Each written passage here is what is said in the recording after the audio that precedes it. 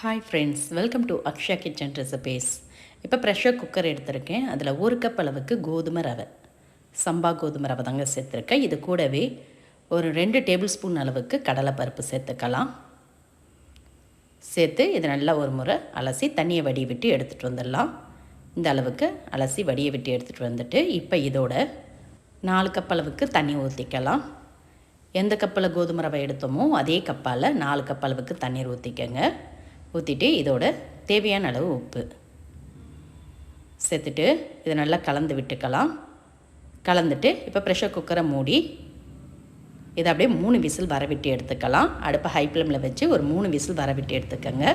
அது அப்படியே வேகட்டும். இப்போ இதோடு சேர்க்கறதுக்கு ஒரு ஃப்ரை பேனில் 1 டீஸ்பூன் அளவுக்கு நெய் சேர்த்துக்கலாம். கூடவே 1 டேபிள் ஸ்பூன் அளவுக்கு எண்ணெய் சேர்த்துக்கலாம்.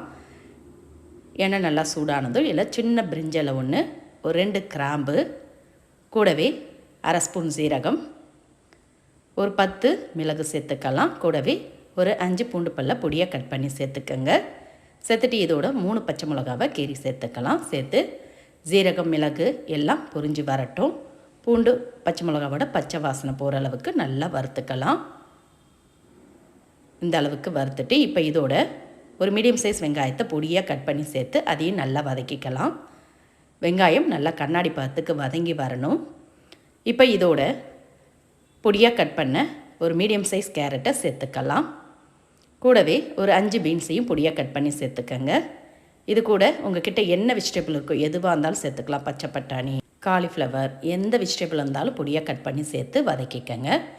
கேரட் பீன்ஸ் ஓரளவுக்கு வதங்கி வந்ததும் இதோட ஒரு சின்னதாக பழுத்த தக்காளியை பொடியாக கட் பண்ணி சேர்த்துக்கலாம். தக்காளி சேர்க்கறதுனால சுவை கூடுதலாக இருக்கும். சேர்த்து அதையும் நல்லா வதக்கிக்கலாம். வதக்கிட்டு இதோட தேவையான அளவு உப்பு, நம்ம ஏற்கனவே கோதுமை ரவையில் உப்பு சேர்த்துருக்கோம். அதனால் வெஜிடபிளுக்கு தேவையான அளவு உப்பும் 1/4 டீஸ்பூன் மஞ்சத்தூளும் சேர்த்து நல்லா கலந்து விடுங்க. நல்லா இந்த அளவுக்கு கலந்த பிறகு இப்போ இதோட அரை கப் அளவுக்கு தண்ணீர் ஊற்றிக்கலாம். கூடவே 1 டீஸ்பூன் அளவுக்கு சாம்பார் பொடி சேர்த்துக்கலாம். வீட்டில் அரைச்ச சாம்பார் பொடி தான் சேர்த்துருக்கேன்.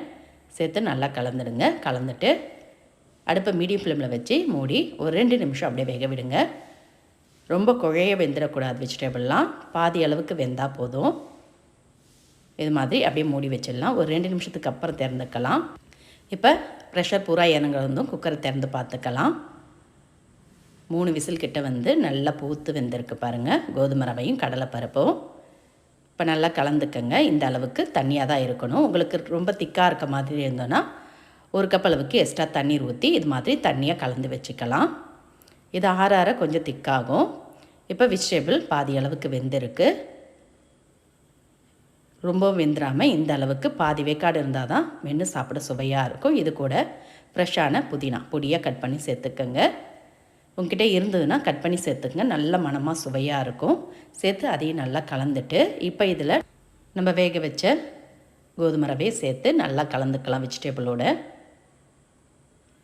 நம்ம கடலைப்பருப்பு வெஜிடபிள்லாம் சேர்த்து செய்யறதுனால நல்ல மணமாக சுவையாக நல்ல ஹெல்த்தியாகவும் இருக்குங்க. நல்லா இது மாதிரி கலந்துட்டு இதை அப்படியே ஒரு கொதி வரவிடுங்க. வெஜிடபிளோடு சேர்த்து நல்லா ஒரு கொதி வரட்டும். வந்ததும் இதோட பொடியாக கட் பண்ண ஃப்ரெஷ்ஷான கொத்தமல்லி இலைகள் கொஞ்சம் தூவி நல்லா கலந்துட்டு அடுப்பை ஆஃப் பண்ணிடலாம். அவ்வளோதாங்க. சுட சுட பவுலில் மாற்றி பரிமாறி பாருங்கள். இன்னும் வேணும் கேட்டு வாங்கி சாப்பிடுவாங்க.